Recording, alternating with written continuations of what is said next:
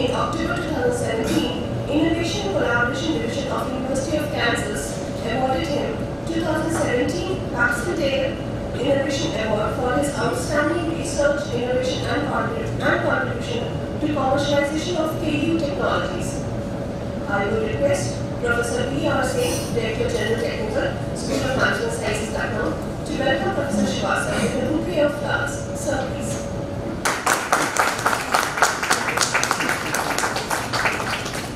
Thank you, sir. Without any further delay, I will request Professor Srivastava to shower a few drops of his wisdom on us. Sir, please. So thank you all for providing this opportunity. I'm really glad to be here. It's not as cold as I thought, so it's nice. This year maybe the winter is not as bad in India. Previous experience has been pretty cold, and any train ride you have 12 hours delay because of fog. This year we didn't have fog yet.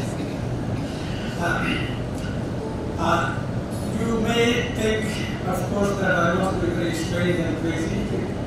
Going from quantum physics to accounting, what is there in accounting? I started my career from BITS Pilani, EITS Pilani, long time back, before most of you were not born. 1963. I was just 21-year-old, graduate from the University of Gorakhpur, that you might know. And 5 years I was there. During that time, we had collaboration with the MIT and a lot of activities, and we were young, ready to work day and night. We used the same textbook that MIT used. I was made permanent there, but my heart was to go to the US and do my PhD in quantum physics. I got the opportunity, went there, finished my degree, and then opportunity came in terms of doing more research. So I did research in quantum physics, high-level theoretical physics, so I was enjoying it. University made me permanent as a research associate and instructor, senior instructor. Life was going well. We had a house, family, kids, social circle. Then I got into the wrong company, right company. There are a lot of business professors from India with engineering background. They wanted to have somebody in accounting because we had a program. And they couldn't find anybody in accounting. So one person became a very good friend. He was basically an industrial engineer and got a PhD in medical science. So teaching medical science, but they couldn't get anybody to teach accounting. The market was so good, even still today it is very good in the US. 200 graduates coming out and some 1,200 opening.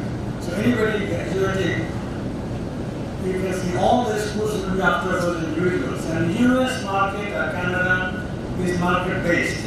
It's not a scale. And so companies are willing to pay you a higher salary, sometimes twice as much as the professors in engineering and sciences. But still they couldn't get it. So this person became a very good friend. And whenever we had social gathering, the only topic of discussion will be that how good is the market, why I should not go and get a degree in accounting, just get a course work done and we'll have you as twice as much money. But I was happy. I had no background in accounting, no business background. But that discussion went on for 3 years. Finally I said, well, I'm not getting younger.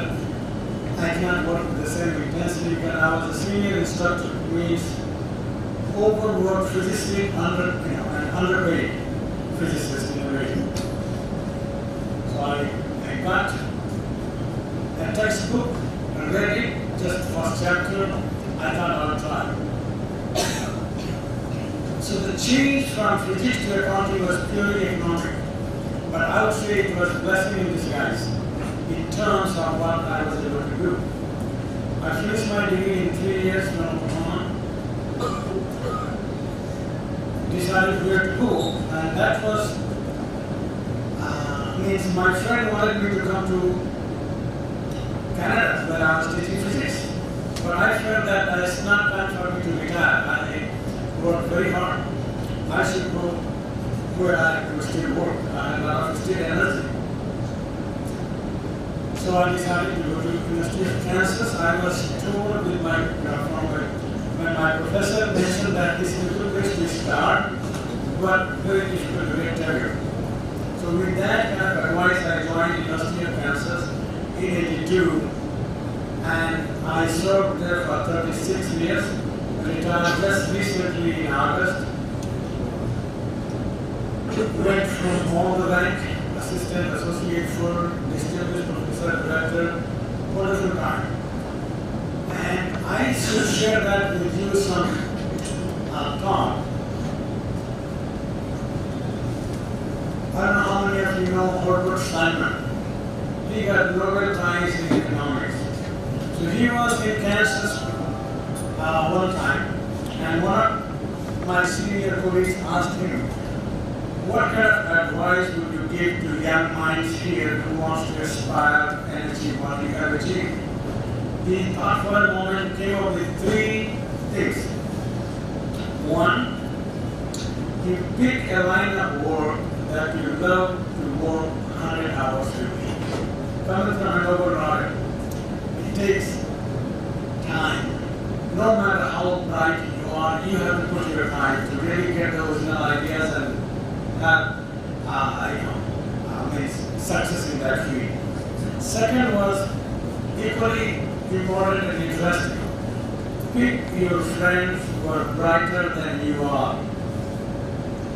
It makes a big difference because your company really stimulates a lot of ideas. Even the person may not be in your field, having conversation, having discussion, or asking like questions really generates a lot of ideas.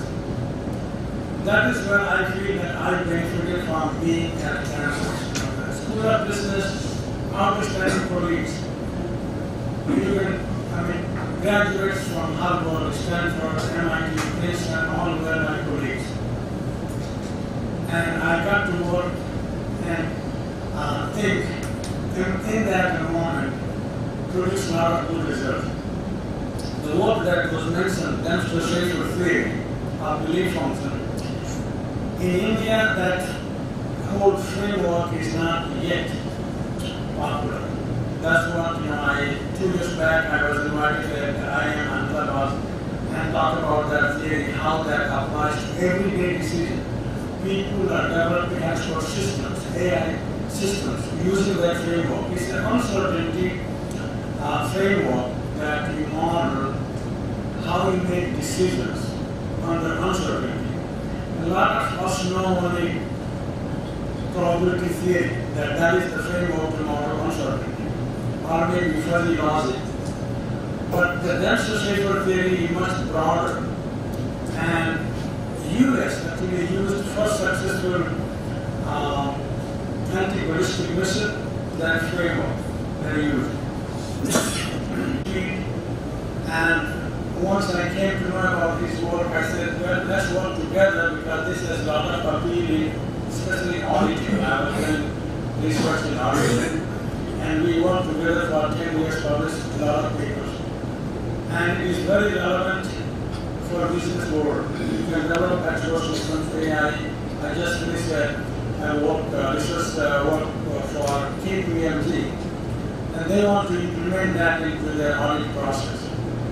Now, this work that I'm presenting was a kind of a sideline. When I became the Rajendra professor and director of the center, I thought I should use the power of internet to do something, especially develop analytical tools for auditors.